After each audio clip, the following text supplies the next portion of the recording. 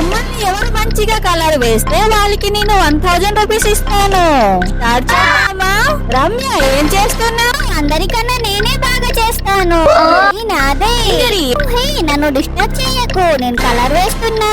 నువ్వేం చేస్తున్నావు? హే, నా ఏంజల్ కి కలర్ వేస్తున్నా. నువ్వేం చేస్తున్నావు? నా ఫ్యాట్ కి కలర్ వేస్తున్నా. చేస్తున్నావు వాణి? ఈ రోజు మనీ నాది, అందుకని colour వేస్తున్నా. నువ్వేం చేస్తున్నావు? నా స్పైడర్ మ్యాన్ కి కలర్ వేస్తున్నా.